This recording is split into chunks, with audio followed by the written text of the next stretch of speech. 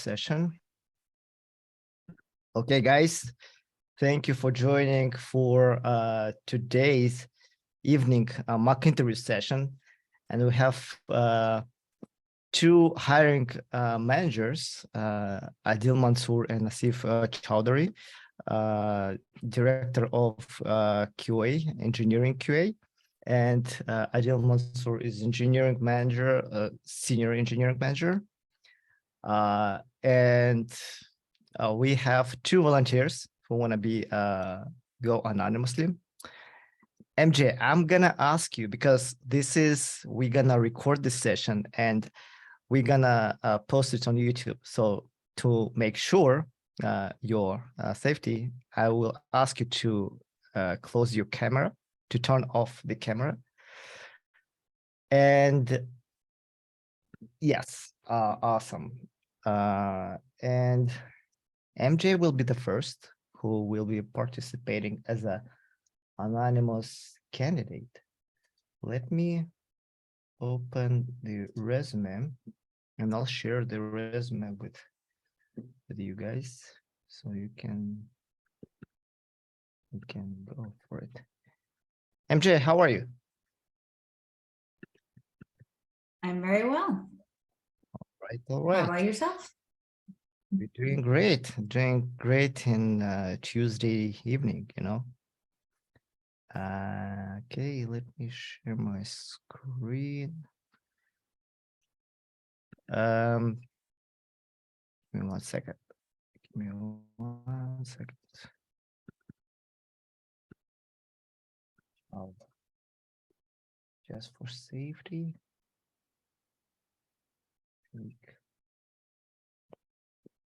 Okay, so one more time. It is an anonymous mock interview, and before we're going to start, MJ, can you tell us what kind of position you are looking, and maybe a little bit about your previous background? It's not a part of the mock interview, just to give more clear understanding of what are you targeting?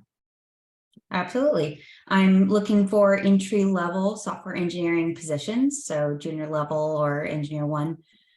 My previous position was, I've been a project manager. I'm a PMP actually in a non-technical field.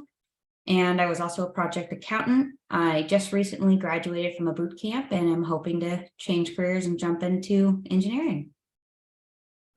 All right, great. Great start. First of all right, let's get started. MJ, could you please tell us a little bit about yourself, about your last project where you was working? Absolutely. So I started off have a television background. I was a project manager and was frequently put in charge of technology and finding what softwares would work for remote sets and so on and so forth. And it became a passion of mine to jump into the technology of it. And it made me really dig into it, see what makes a remote set work, what being digital, how going digital works. So I eventually flowed into the boot camp once I decided to turn this passion into a full-time career. I love working in teams. I've worked in teams for 10 years. I have good communication skills, and I just like working with a great group of people to make something awesome. All right. Adeel, Nasif. Hey, MJ. First of all, thank you so much for going first. Thank you. Yeah. Nasif, is it okay? Is it okay if I ask the questions first, Nasif? Absolutely. All right, cool. Awesome. So, MJ, can you? Seems like you have some technical projects that you may have completed through your bootcamp or personally. Anyway, pick your favorite project and tell me a little bit about it. Oh, absolutely. My favorite one for sure is called Cosmic Chariots. It's a fake, of course, e-commerce website that I made with some coding friends of mine. it's like a cruise ship that goes through space. So you can book yourself a space on the ship. It was really fun to create that process of booking that will lead a user from choosing their date, choosing what kind of room they want, what kind of dining packages. It just gives the user a lot of opportunities to choose what they want, and then it will save that reservation. It allows them to delete it. They will have a profile page where they can look through what reservations they have. And the most fun part of it was that I got to create I was the main coder for the back end.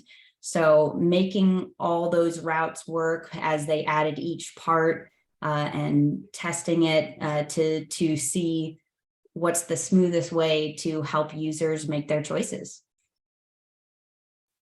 Great. Can you dive a little bit deeper and tell me about the sort of APIs that you created for Cosmic Chariots? Absolutely. So we use MongoDB as our database, and Express to bring things to the front end. We set up seeds for things like the dates, the kinds of room, the activities. And so for each time a user makes a call, it goes just to that one seed and brings it. So each reservation can uniquely grab that seed and then attach it to their reservation. It gets posted into their unique reservation until it builds their unique reservation, so that they can then reference it on its own. Okay, and so tell me at a high level, like, what does your API look like? So obviously you have the passenger, right? Mm-hmm. You have the passenger, so there's some sort of user. So I'm just looking for, just describing the hierarchy a little at a very high level of your API. Yes. So there's a user, and so the user can sign in and create a unique account. Then the user, once they make reservations, the user will have those reservations, and then separately we have dates that are kind of where we start our the booking process, and those dates have you can either go to Mars or the moon, so they have different destinations, and then from there you can choose your room type. So it'll go from date to destination to room type, and then the activities and dining and so forth, those are separate. That can be attached, like they can be brought in and brought out. They're brought into really an array, if you kind of want to know how it is really specifically, so that you can see what activities you have booked for yourself. All right. Sounds good. That was a good overview. FYI, if this was like a full-on interview setting, probably would be ready. It was a good explanation, but be ready to diagram that out, and probably as a follow-up, your interviewer would have more questions. But I'm going to ask you some more questions, but I'll cede the floor to Nasif first. Thank you. Awesome. Thanks, Adeel. So MJ, thank you for all of your answers, by the way. Really insightful. Looking at your resume, I'm seeing a lot of variety in different types of, the different types of work experience that you've got. And, you've come from a very diverse background, obviously. So I'm wondering, did you have a particular experience in the workplace or throughout your career that piqued your interest in going into software development specifically? Yeah. So I worked on a lot of TV shows. So I was jumping project to project.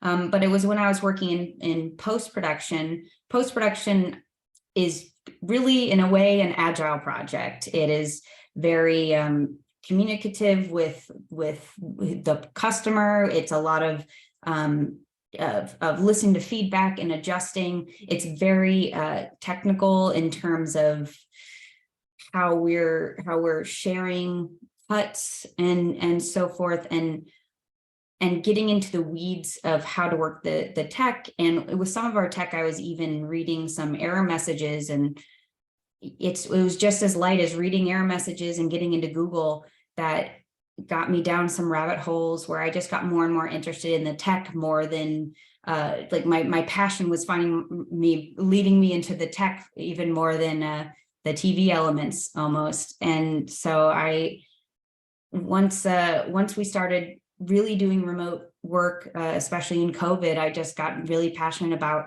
how powerful the software is and how much it can do for different companies, that I really wanted to dive into it more.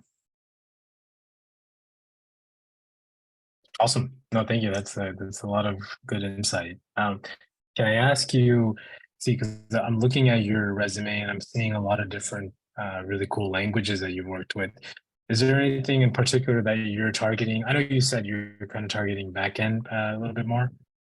How comfortable do you feel going in as a full stack, or if you were to be asked to perform tasks that are not directly related to backend, how comfortable would you feel about that? I feel very comfortable. I was really lucky to get into a boot camp that gave us a lot of diverse experiences. And I enjoyed the challenge of problem solving whatever problem I've got on my plate, and figuring out new challenges, even ones that I have perhaps a little less experience with. That's exciting to me, and that's part of what really had me jump in here. I like building off the knowledge I already have as a platform and tackling new things, but I've definitely had some good front end experience that I can build off of. Awesome. Last question before I hand it back to Adeel. And you touched a little bit on about problem solving. Can you talk a little bit about a time where, during, I think maybe your boot camp would be a great reference. Can you talk a little bit about a time where you came across an issue or came across a particular bug that you may have introduced or you were responsible for addressing, or just, you came across a crossroad where you weren't necessarily sure how to proceed or how to just really, accomplish your task? Can you talk a little bit about what type of methods you would use to eventually ultimately accomplish your goal, and how the different routes you may want to take, or the different avenues you have explored to try to figure out the issue that you came across? Absolutely. So I'll talk about my second project on my resume there, the Escape app. So that was a game where it's basically a choose your, like it's a text-based game where you walk around a house and you're trying to escape, and you can pick up different items, and one of the items unlocks the door for you to leave. And in order to make this work, we would have the users, pick up these items, and if they had the particular item, the code checks if they have the item, and if so, they get to leave. But we ran into a struggle where we were using the property of, we would set a certain property to our items, where if it was picked up, it would react one way, and if it wasn't, it would react another. But the one to actually escape needed to have like a third property on it. And our code wasn't, it just happened to be when I was coding, we would code together and then code separately. And it was when I was coding separately that I came onto this. And we had been so proud of ourselves to figure out how to add those properties. And I was like, oh no, it's not letting me add more. And so the first thing I try and do is see if I can figure it out just by myself, like just try a few things, because every once in a while you surprise yourself when you just tweak it a little bit, something works. When that didn't work, Google's always my friend, and I jump on there and I see if there's similar projects that had similar problems. I actually was able to figure out this one I did Google it a little bit, but it was through Googling, I saw some other solutions, and while those solutions didn't work, it triggered an idea for me. I changed the ID on the div in the code, which allowed that to be treated differently from all the other divs, which allowed me to trigger the winning of the game. So it was kind of very important for me to figure that one out. If I hadn't been able to tackle it myself, my next step would have been to go to my teammates. These guys were really great, and we communicated so well, and we were very good at explaining to each other the struggles we had, and we all you all know a little bit of different stuff, so we could maybe speak into the unique fixes that worked for us previously. So I felt very comfortable asking for help when it was needed. And then if all of that failed, we have some in the boot camp, we could have asked, some superiors in terms of our teachers and so forth. So I like being resourceful in my problem solving and going to people when I need help, but I try and solve it myself first, and usually I can so far. Awesome. No, I think that was a really great answer. And I think that one thing you will see, as you go through different interviews, is that they are looking to see, potential hiring managers are looking to see that you are resourceful and that you do feel comfortable enough to ask for help when you absolutely need it. And so I think the answers that you gave were very insightful and really thought out, because again, it's okay to ask for help. None of us know everything. And so it's good to know that you'll do your due diligence and trying to figure it out yourself and address it on your own. But then when you kind of hit a wall, you're comfortable enough to reach out and ask for help. So great answer. I'll pass it on to Adeel. Thank you very much. Cool. I'll just round it up with a couple of just technical questions, just to mix it up. So MJ, you mentioned that on Cosmic Chariots, you're responsible for the backend part of the code. You mentioned you use Express, things like Express and MongoDB, probably Node.js. Can you tell me, did you use any asynchronous code in that project? Yes. We made the back end and front end separate. Mm-hmm. And so the front end really did have to make calls as if it was making it to a different API. So Mm-hmm. whenever it hit our back end, it would have to be asynchronous in order to get it going. Yeah. I was talking about the backend framework itself. Did you use something like promises and async await directly? Did you have any opportunity to write async code in JavaScript, whether it was for this project or another project? We did write asynchronously for Cosmic Chariots. The backend didn't have to be asynchronous because we created all the seats ourselves. But the front end could make the call, and then could make an asynchronous call to the backend, which I did at times help with. And then I worked on some other projects. I'm trying to remember the exact name of my other project where I got to do asynchronous. Oh, I remember. I made a app that would call to a Google Book API. And so I did an asynchronous call there to bring the books forward. Okay, sounds great. What did you use? Did you use promises or async await? For that one, async await. All right, cool. Can you tell me about the, can you basically describe, can you assume I'm somebody who does not know anything about async await. Mm-hmm. Assume I'm a newbie. Can you describe what async await is to me? Sure. The easy explanation I like to use is that computers like to move very fast, but sometimes too fast for their own good. So they might call out to something and say, "Hey, I want this," and if they don't get it in the moment they want it, then they say, "Well, it must not be there."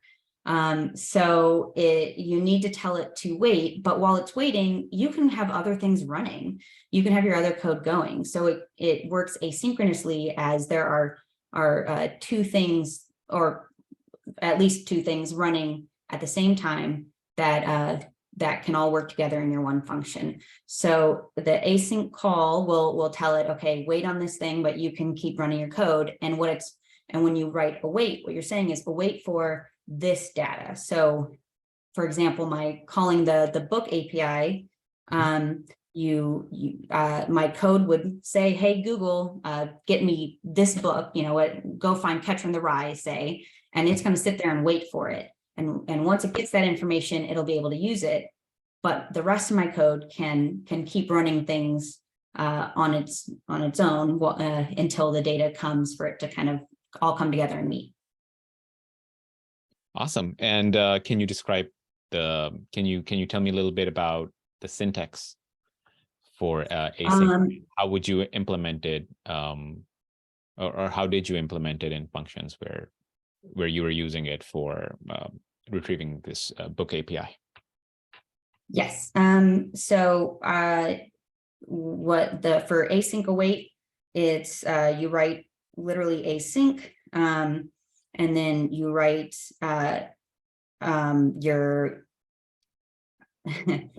your function that I'm trying to think of how to describe it. My apologies. So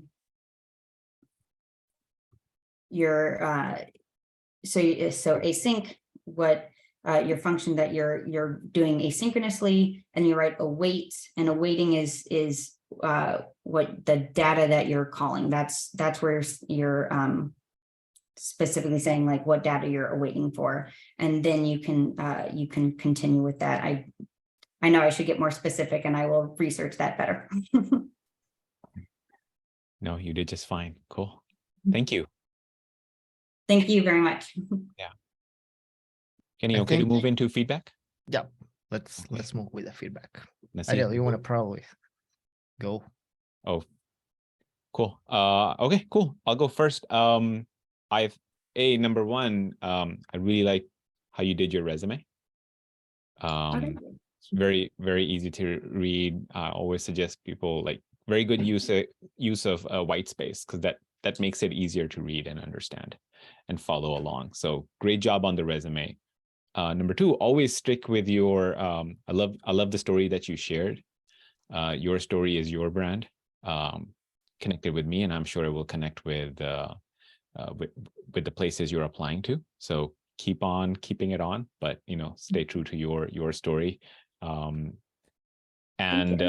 Yeah, and your specifically, just be ready that interviewers a lot of time for full stack, backend or front end, they love to like dive into your existing framework, or something, your existing project that you've completed, or a more recent project.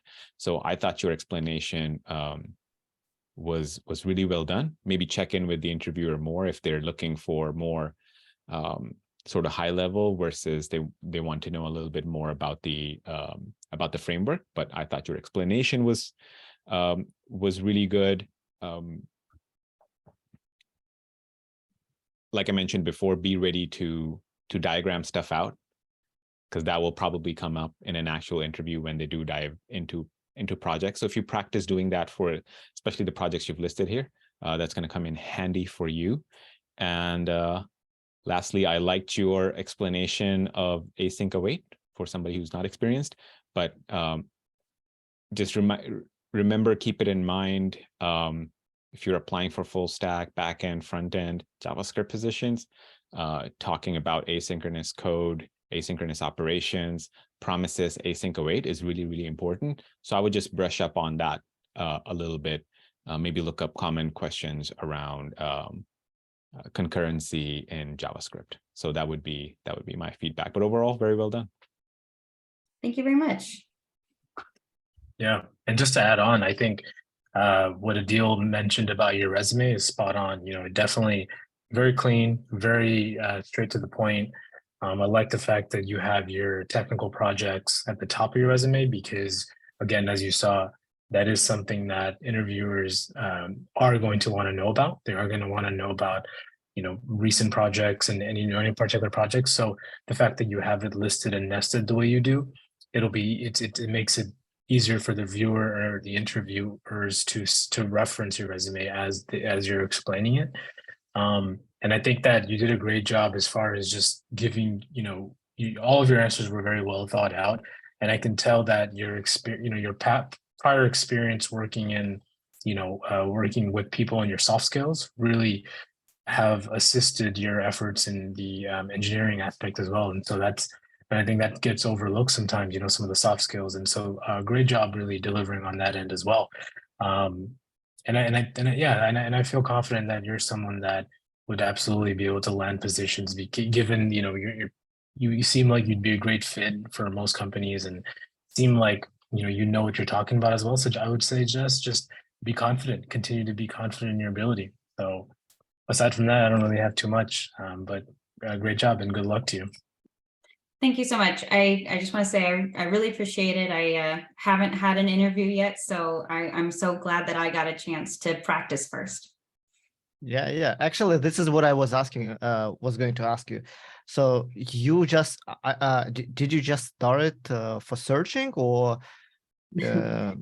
I wish I graduated in November and it's just been a little tricky out there for junior levels. All right. Oh, yeah. Don't wait. Keep going, especially in this market. Thanks. You need just to keep going. All right. Thank you very much, MJ. Yeah. Thank you. Thank you so much. Absolutely. All right. Before we're going to start with a second resume, I'll give some announcement. The first announcement is that actually, guys, can you give me in the chat, was it helpful, like this format for you? If it's so, please put the thumbs up or please the thumbs down. We're totally cool with any type of feedback. But if it is helpful, so we're going to start the second cohort of our 1 month program. It's gonna be next month. I'll give more details later, but this is how we usually do. We get together a group of people during 3 times a week, and we're drilling down with mock interviews. We have separated a group for software engineers and for software test engineers or QA. So if you guys are interested, stay tuned. I'll give an announcement in our platform. You all came here from crushinginterview.com, and I'll put more details later next week. And on the top of that, next week, we're going to have also a free event. It's going to be a resume review with a technical recruiter from Cisco, Meraki. Meraki was acquired by Cisco, and he's a really good friend of mine, and we've done several meetups together. He volunteered also to give a feedback as a technical recruiter. So as you may all know, that when you're applying, the first gatekeeper are recruiters, and they're usually sorting them out before handling to Adeel or Nasif. And actually, even before that, they would interview you, they would talk to you, and you probably know this, right? So here's the first guy. And from his point of view, we will find out what the resume should look like. And bring your resumes next week. I believe it's going to be Wednesday. Yeah, so it's something very interesting. Anyway, and let's move on. Oh, hold on. Yeah, let's move on. Let's move on with a second candidate. We actually have 3 candidates. I'm not sure if, Mike, we will be able to process you.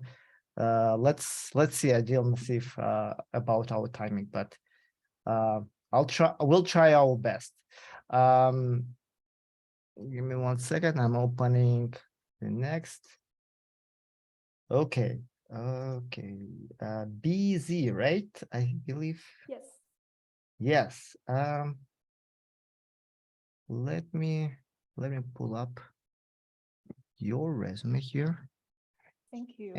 You're absolutely welcome. Well, again, like you guys, who came first will serve first. Are you able to see my screen? Yes. Okay. So really nice resume from the first view. Give me a second. Let me try to make it fit. Okay. Candidate number 2, how are you today? I'm doing good. Thank you so much. How are you? We're doing good too. Thank you very much for taking this opportunity. And why don't you tell us a little bit about yourself, about your last project? Okay. First of all, I want to say thank you so much for offering this opportunity and taking the time to give feedback to us. My name is Steve. I'm a full stack software engineer. My background is actually in psychology, but I've always loved programming. I taught myself Python back in college, but after graduated from college, I've been working in the library and government public services as a technology specialist. So there, I've been coding as a hobby, but then the pandemic arrived and we had to pause all the in-person events. And so then I started to develop all my hobbies and I realized how much I love programming. So I decided to switch my career, and then I later developed my passion in web development. So now I'm looking for an opportunity in web development. I can do full stack with a focus on backend. All right, Adeel, Nasif. I'll take the first shot this time. Awesome. Am I pronouncing it? Is it BZ? Is that how you say your Yes. name? Uh-huh. Okay, awesome. Thank you. Can you talk a little bit about your last major project? And whether it was in the workplace or whether it was a course you took or anything at all, just to kind of give a little bit more insight as to the type of work that you were doing. Yes. So one of my passion projects, I also call it my pet project, is actually called Catalog. So last year, I started volunteering for a LA local cat rescue agency and started fostering cats. And then during this process, I've noticed that a lot of the cat information is actually missing. So it takes the volunteers a long time to coordinate with each other to gather all the information. So I developed a full stack web application called Catalog, where the volunteers can actually log all the important information of the cat. And you can also create daily logs of the cat so that you can log important information such as when they visit the vet, what kind of medications they've been on, whether they're neutered, even something like, this is the kind of wet food they prefer. Don't feed them chicken because they will not smell it. So with this app, my hope is that, first of all, we hope to provide a platform for more people can see all these cats waiting for their forever home, but also try to streamline the process. So when we transition the cat to a new home, the new owners already have all the information they needed about the cat. Wow, that's a really neat app. I think I speak for everyone here when I say that it's really neat and it's really great to hear. Thank you. Awesome. Can you talk a little bit about your process from when you have any type of programming task, from the point of when you get the requirements up until delivery? Can you just talk a little bit about what your process typically looks like? And you can also discuss what type of involvement other parties have, whether it's product managers or designers or whoever else you may work with. But can you talk a little bit about from start to finish, just what your process typically looks like?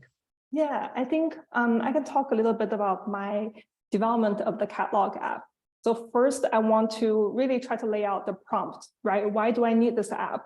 What are the core problems that I want to tackle in the development? And so after having this layout, I start with the backend design. Because for me, I want to figure out like, what is the best way to store the data? So for this project, I use MongoDB, and I was thinking there should be 3 layers of access to the app, right? Because I want one page that's open to the public, so anyone can see all of the cats waiting for a new home and see the basic information of them. And then I want some authentication so that the volunteers can log in. So the volunteers can create a new cat profile and can edit the basic informations and can enter the new logs. But then I also want this authorization that, if I am a volunteer, I have 2 foster cats, I should only be allowed to edit the information of my 2 cats, right? I shouldn't accidentally delete a log from another cat, even though we work for the same agency.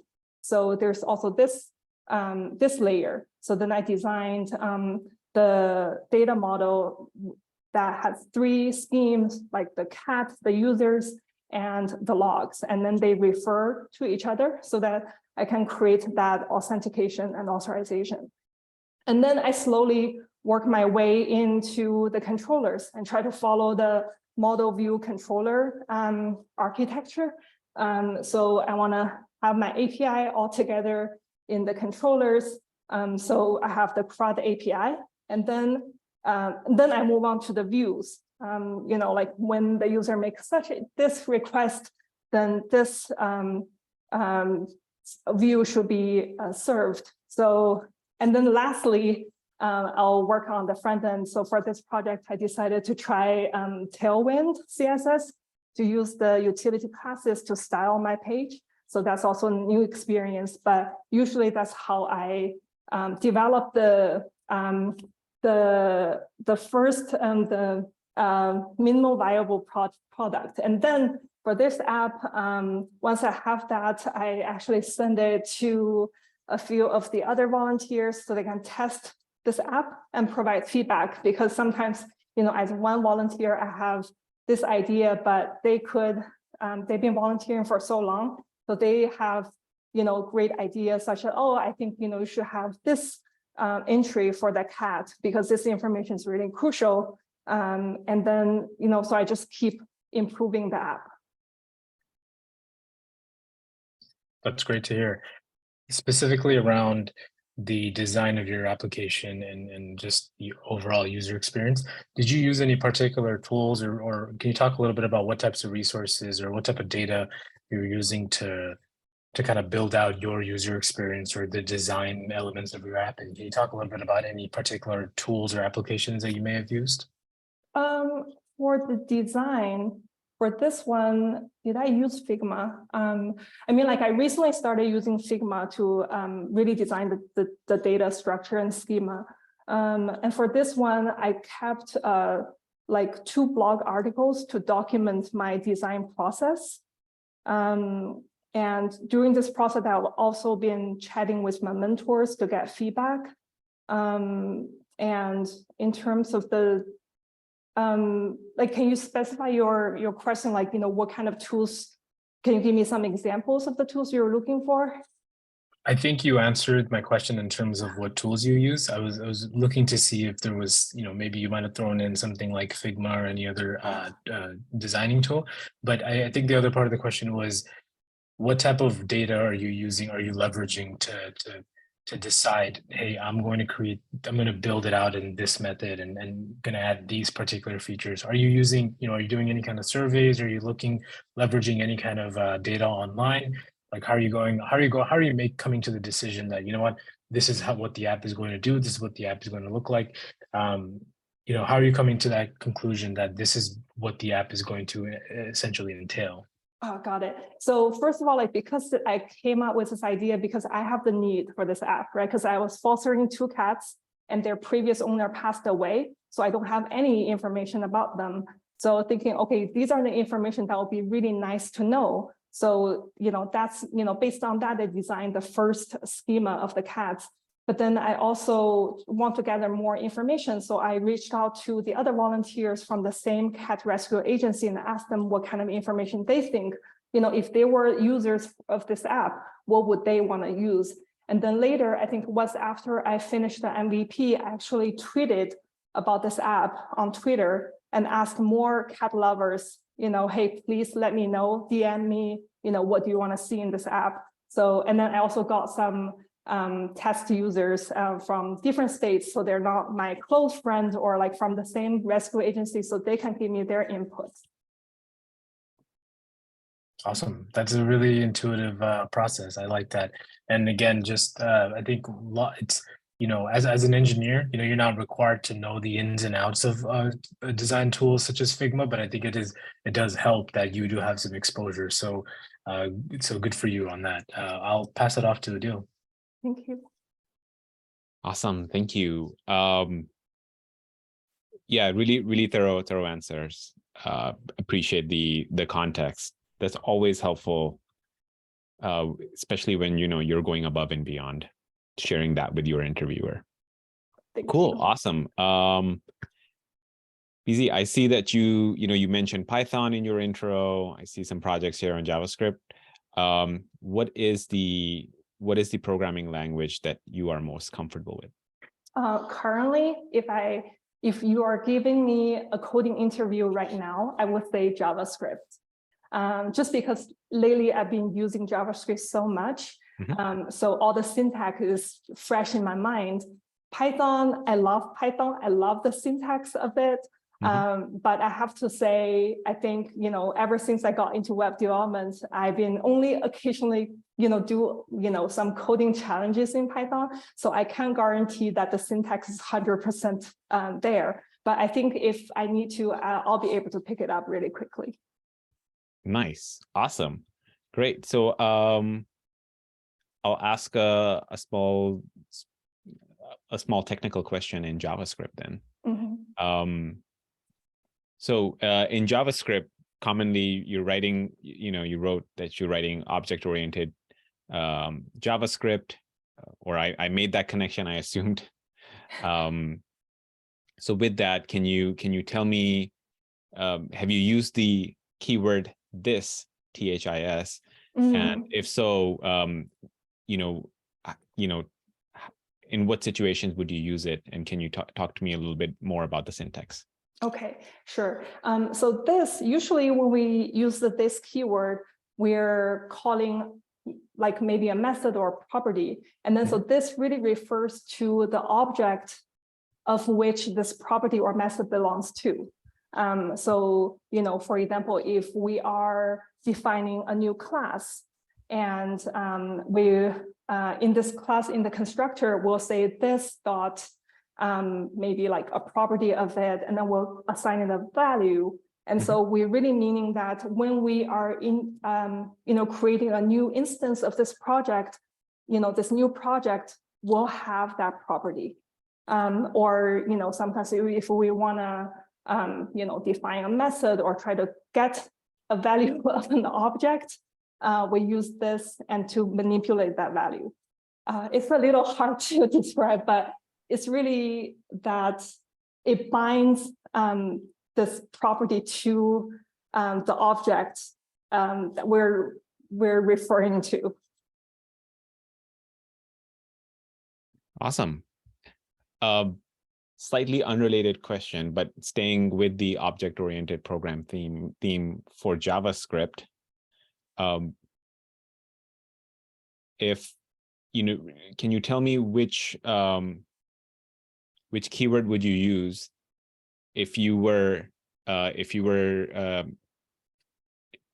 making changes to a subclass and you wanted to refer to a property or method in the class, in the parent class of that subclass? So if we're in prototypal inheritance, we can use prototype to refer to. So is this what you're talking about? Like we're trying to go up the prototype chain to the object above the level and try to access that property?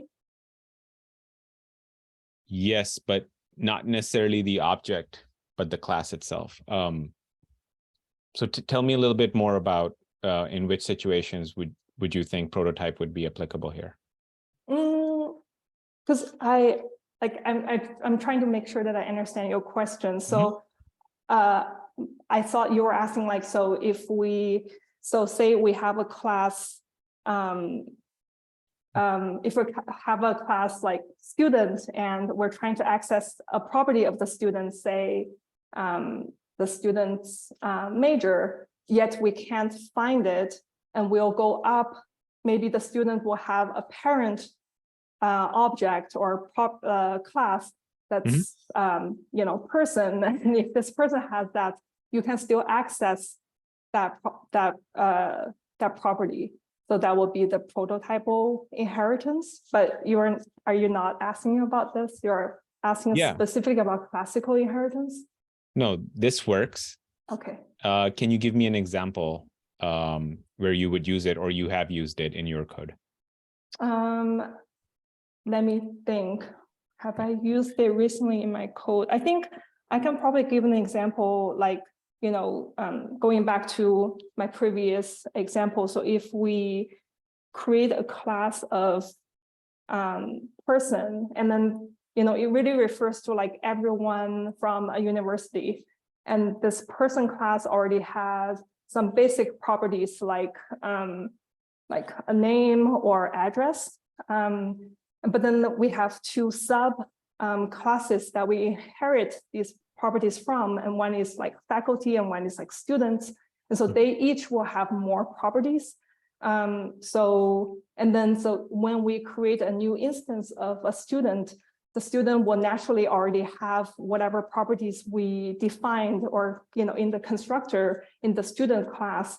However, you can still access the properties defined in the constructor of the person because it's a subclass of the person class.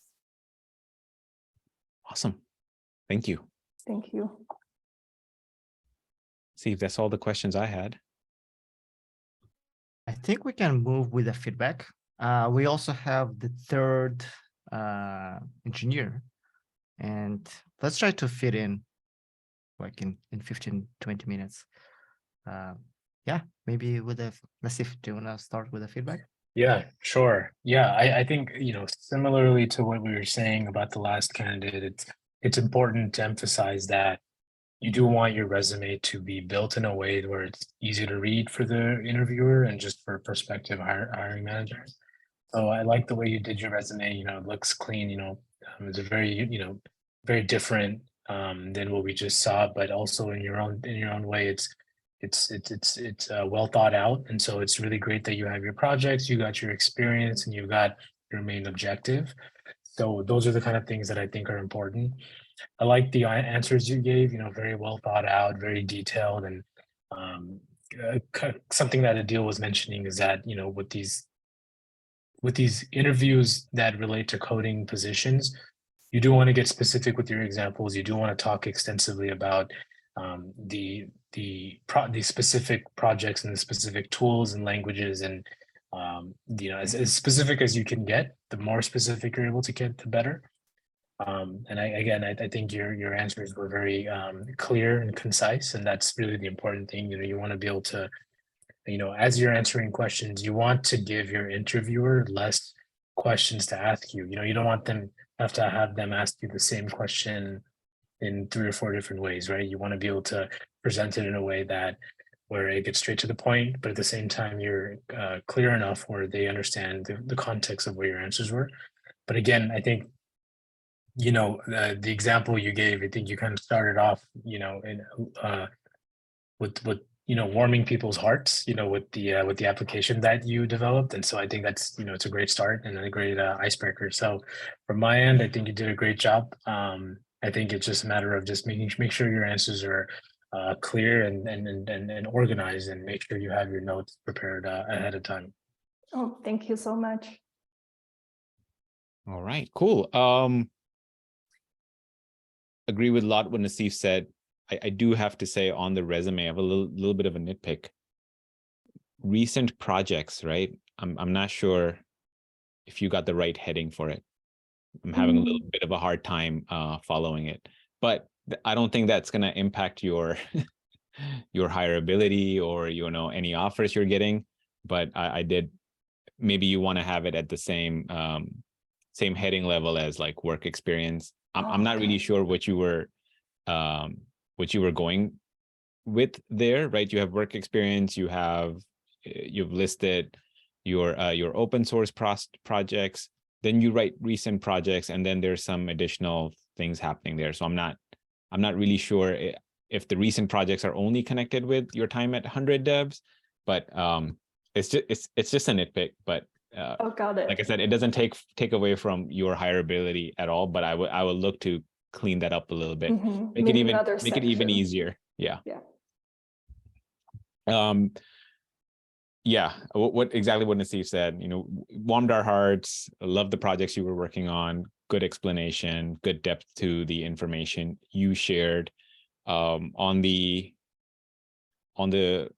technical side of things, you were able to answer the questions. I really loved you when something wasn't clear, you look to check in with me. That's exactly what you want to do. Obviously, and if you don't know something, you want to be as upfront as possible.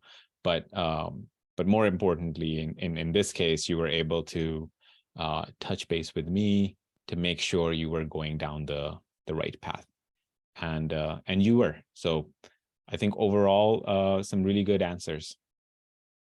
Thank you so much. Yeah, I was super nervous, but thank you so much for taking the time.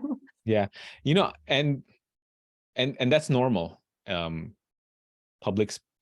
it's public speaking, interviewing, being an interviewer. Like recently, I was talking to a coworker of mine who hadn't interviewed somebody else. Like he's the hiring manager, and he hadn't interviewed somebody for a while, and there were nerves that he had, right, in that case. So so being nervous is normal.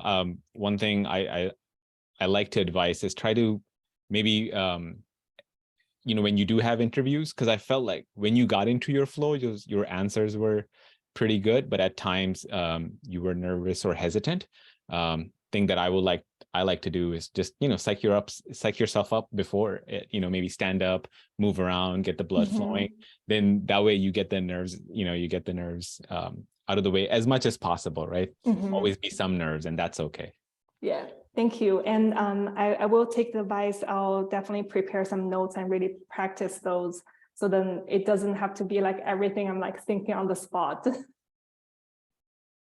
But thank you so much. Yeah, a couple cents on the resume from my side. Some clients, some companies or hiring managers and recruiters especially, they're looking specific words in your actually in the project where you used to work. So it's high level and it's pretty understand what you've done, but it's better to specify what kind of technologies you was using there. Got it. If you was building the microservices, put it there in the project. If you have done backend, front end, some recruiters, they're looking, oh, where's React? I don't see the React in their resume, only on the skill. I know it can sound silly, but unfortunately you need to be explicitly stated there. Okay. Right? Yeah. Make it a little bit expand, but it will help. It will help. Great. Anyway, thank you very much. Thank you. Candidate number 2, BZ. Yeah, join us next Wednesday for resume review. For sure. Yeah. Mike, are you still with us? Yes, hello. Hello. Give me a second. Let me pull up your resume. Thank you for me. I'm not sure if it's your resume or not. This is what I got. Is it your resume? Yes, that's mine. Oh, okay. All right, Mike. Why don't you tell us a little bit about yourself, about your last project, and yeah. Hi everyone. Thank you for squeezing me in. I know it's like I wasn't supposed to be in the interview today. Thank you. I have a master's degree in graphic design, but I was always been interested to work in IT field. And after moving to United States, I decided to be as an IT specialist, and I found out that the QA profession was perfectly fits to my um, mindset, to my personality, and I start to learn a QA profession, and I did the self-study, and after several months hard working, I landed my first job as a manual QA engineer, and I worked on two projects. One of them was a team collaboration and project management tool, similar to Slack. And it was available on mobile, web, and desktop. And I'm doing like a front end, back end testing, um, as well as validation testing using SQL, um, GUI testing, positive, negative, functional, smoke, regression, performance, and also API testing using a Postman. Um, what else on that project as well? I did the similar, like the same testing to the sorry, I'm a little bit nervous. so the next project, the other project was a mobile project, and I used the same, almost the same technique doing the testing on the other project as well. The other project was a software as a service, SaaS, and it was only on mobile platform. And yes, I also know how to, I also did mobile testing using the Android Studio, ADB, Xcode to create some emulators to run the program in different environments, in different devices, operation systems, and I think that's it about my projects. All right. Adeel, Nasif? Adeel, you want to take it first? Sure. I'll ask the question. You start with feedback first, though. How about that? Take turns. Cool. Awesome. Well, thank you so much, Mike, for sharing. You know, sounds to me like you're working. You have web, you have mobile, you have backend. What are the types of testing you enjoy the most? I would say API testing, because it's really interesting how to APIs are working, and you can do some automation on APIs. And I think for me, it's most interesting test is, or every tests are interesting for me, but most of I think API. All right. Sounds good. I'm glad you picked APIs. I love it. I love it too. So tell me a little bit more about the types of API testing you have done, or tell me about a recent project where you tested APIs. I used the API on the first one, mostly on that team collaboration and project management. I checked the backend with the front end to make sure that the backend is working as it's supposed to, and I compare with the results. I send the API requests and gather the information, the data. Mostly validation testing. Okay. And what tool did you use for that project, for testing your APIs? Postman. I use Postman. Great. And you mentioned you also like the automation side of of API testing. Is that where you also used Postman to automate some of your tests? Yeah, I just start to learn automation, not only in Postman, but in general. But I start with the Postman automation, that tiny automated code that is already built into the Postman. I use to automate some tests, API tests, collections, and yeah. Okay, so tell me, for this project, tell me about the collection you created. How many test cases were in your, or how many API calls were you making in your collection? In collection, it depends. The first one was around like 50 tests, 50 to 60 something. It was it was security collection. And automate like step by step what to do, like at the beginning. So automate the steps mostly. Okay. I'm sorry, you said this was for security? Yes, to verify, like on the first project, there was a issue. There was a bug that I was found that the user wasn't able to log out actually, because after logging out and using the back button, it was bringing back login page, the home page.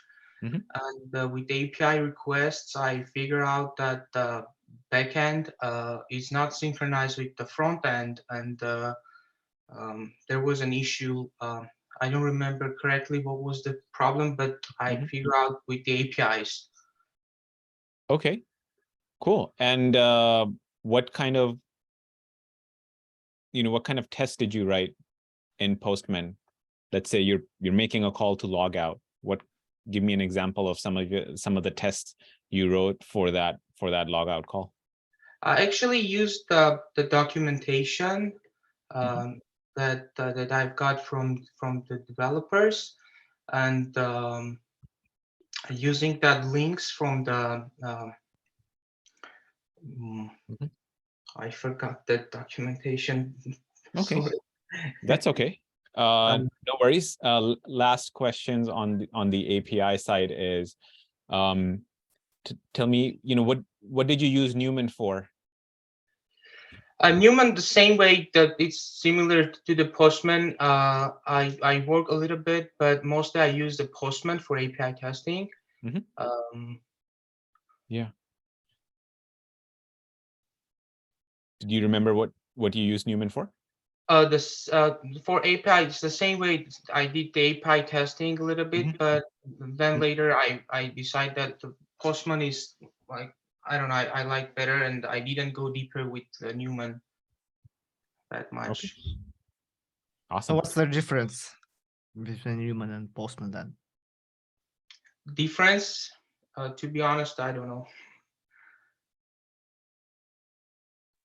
Okay. All right. Hand it off to Nasif. Awesome. Thanks, Mike, for joining and jumping on the interview panel. I'll start off with some basic process related questions. I see on your resume, you've got a bullet listed that you work closely with other members to create test plans and cases and such. Can you talk a little bit about what your process looks like for how you determine what goes into a test case or what goes into a test plan altogether?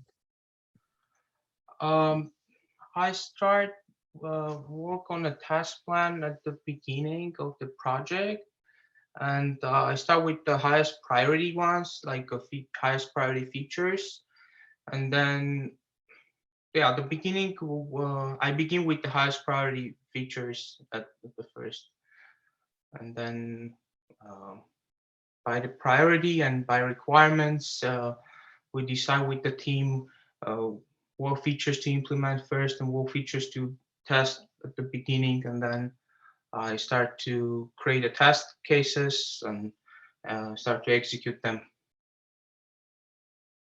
Okay, so you're saying you kind of like to go in kind of a chronological format where based off of in what order you want to go. That makes sense. Can you talk a little bit about what types of documentation or what types of tools or because it says you work closely with other team members. What does that look like? Or can you kind of give an example of a situation where maybe a recent project where you had to develop a test plan for that project or for that group of tickets that was going to come into testing eventually. How did you determine how did you and the other team members that you worked with determine what exactly goes into that test plan? Because I assume it's not just falling on you. I assume it's information is coming from other parties as well. Can you talk a little bit about how you guys did that as a group? With the group, like after start analyzing the old mockups and old documentation, like PRDs and PRDs.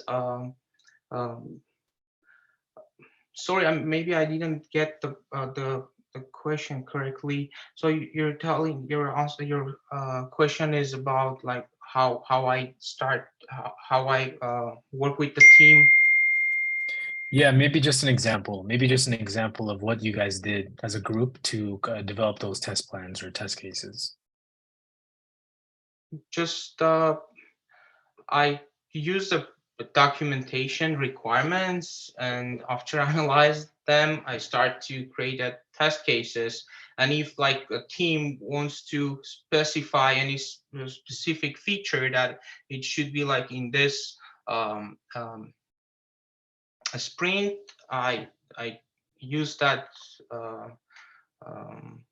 information from team to create the test cases. So, okay, cool. It sounds like there's a level of collaboration that you're relying on to get that task done. Last question before I pass it back to Adeel for any additional questions. Can you talk a little bit about how comfortable you feel speaking up during, whether it's Scrum meetings, whether it's a project planning meeting, is that something you feel you're comfortable doing?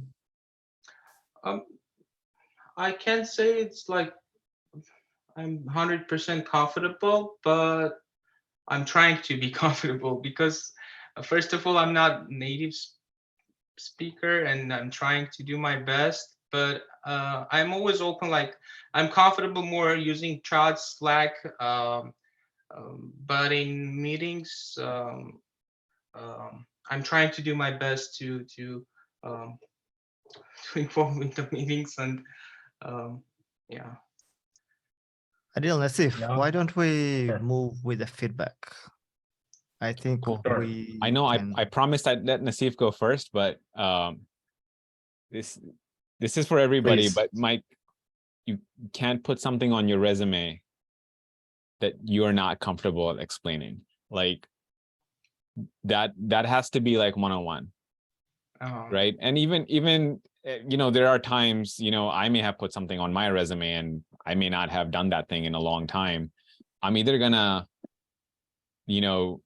refresh it, or more likely I might just remove it. So like that has to be one-on-one, because if you say something, if you have something on your resume and you can't explain it, that's just you're gonna have to kill it rest of the interview to have a to have a good shot at an offer, right?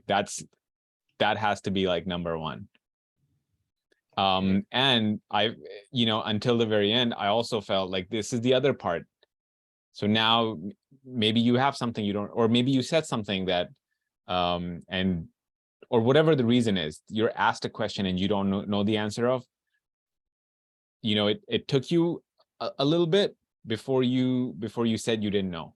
You could have just said that up front, and that might have been that may have been a little bit better. But also to then have to, if an interviewer is asking you follow-up questions about something, so that has to be number one for everybody. Okay, thank you. And again, it's pretty brave to come out here and solicit feedback, but you gotta do your homework on your own resume. The other part, I felt you also need a lot of work on your tell me about yourself, your introduction, the first, that should be like, you should practice so much that it should feel like just muscle memory at that point. So yours is definitely not up to that level yet. You need a lot of work on your on your introduction when you're talking about yourself. Okay, thank you so much. Yeah, cool. Over to you, Nasif. Awesome.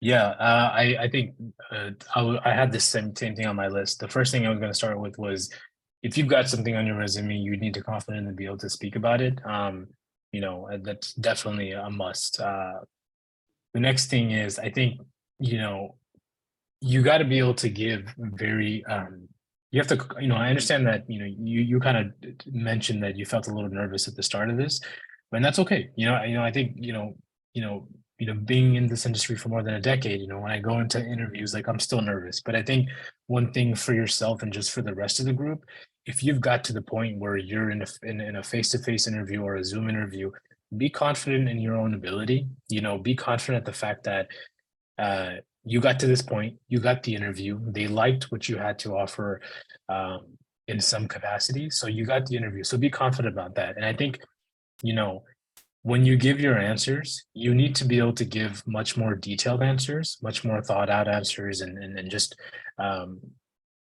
oftentimes, I think one thing that I mentioned during the last feedback was that you don't want to give the interviewers an opportunity to ask you the same question multiple times. If they ask you a question, you got to be able to give a thorough explanation of what it is you're trying to say. And a lot of your Mike, and a lot of your answers were a little too short. Maybe just a couple of words here and there, but you want to be able to give them much more context, and because that way it's you're really ultimately you're selling yourself. You're selling your skills, but at the same time you're also selling yourself, and they're looking for the ability to be able to come in and say, okay, this person knows what they're talking about. This person has a level of confidence that we appreciate and that we want to reciprocate. And so again, just be able to give well thought out answers. And I think, Mike, for yourself, one thing I would add is that prior to your interviews, put some notes together. One thing I advise people is get a list of notes together. Jot down, everything that you have on your resume. You're going to get asked about that. You're absolutely going to be asked about that. So put some notes together that encapsulates all key talking points. And so, you want to have something to refer to from time to time. So again, I think just make sure that you're giving well thought out answers and just try to establish a level of confidence. And I think one thing Adeel said was, during the last interview, was figure out ways to psych yourself out. If you gotta motivate yourself, just do it. Figure that out, how to get yourself in that psyche that, I'm prepared for this. I'm confident going into this. I can really do it. So again, just work on those things and some of the feedback as far as your resume goes, and I think you should be good going forward. But again, reach out and solicit that feedback from folks like us, because we are willing to help you. Thank you so much. Yeah, fantastic advice on the notes, Nasif. Yeah, guys, I'll tell you 2 secrets today. The first secret, I receive exactly very similar resumes every day, hundreds of them. That's the first secret. Second secret, I'll tell you, way back when I was searching my first job, my resume looks like that, very similar to that. So what I can tell you guys, what you should do. So first of all, you need to reformat your resume dramatically. It compared to the previous resumes, it's like it looks like all buzzwords was throwing into the bullet points without actually understanding what you're actually doing there. And this is the biggest concern, right? Second part, again, as I said, I receive almost copy-paste resumes, very similar format, very similar keywords, especially this one, right? Experience smoke testing system and everything, everything you know here, right? Same here, version of and listing all web browsers, right? Listing everything. So remove these things. Okay. And I'm not talking about even this unnecessary stuff, hard working. If you're not hard working, nobody wanna talk to you anyway. this thing needs to be reformatted as well. Like Windows, Mac OS, it's not in question anyway in nowadays. Experience here, I mean, same thing, all capitalized. It's very unfriendly to read. I have no clue like what you actually did there with all these capitalized words. So there is no story there, right? Compared to actually the second resume, which actually had lack of action items of the technologies, right? So it's like two different black and white, right? Like there's lack of technologies, and here's like everything that you know or everything you don't know actually. You know, that's the even the worst thing when they started asking. And believe me, I was in your shoes. I wish I would fail the same way you did, but not the real interview. I felt real interview, and I felt myself embarrassed. Like I was like sweating, nervous, and like, why the heck I put this shit in my resume? Why I didn't remove this thing? I wish I wouldn't ask. I learned it hard way. Please remove anything that you cannot talk about. If you don't know the difference between Newman and Postman, don't even mention that. I mean, you have to learn first and then put it in your resume, not the vice versa. All right. Anyway, I would highly advise, Mike, I would highly advise you attend the resume review next week. I think, you've got a lot of good things going for you, but absolutely you just need a little bit of guidance for a couple of things. But again, nothing that can't be fixed with a little bit of practice and just a little honing of the skills. Yeah. Resume revision, it's several iterations. My resume was pretty shitty like for the next couple of years, and I mean, I'm still improving every single month because it's evolving, and this type of, I mean, it's pretty outdated, that's for sure. Anyway, I wish you good luck, and thank you for participating. You did a great thing. I hope you got insights, so it will help you to find your next journey, your next job. Thank you guys for participating. I want to say Adeel, Nasif, thank you guys for giving great feedback. Today was very interesting, long, but very interesting mock interviews. And yeah, stick to crushinginterview.com. We're gonna do the resume review next week, and I will do an announcement about our second cohort of mock interviews, which we're gonna start on April. All right, guys, wish you good luck with job searching, crush your next interview, and I'll see you next time. Thank you very much. Thank you. Yeah, bye-bye.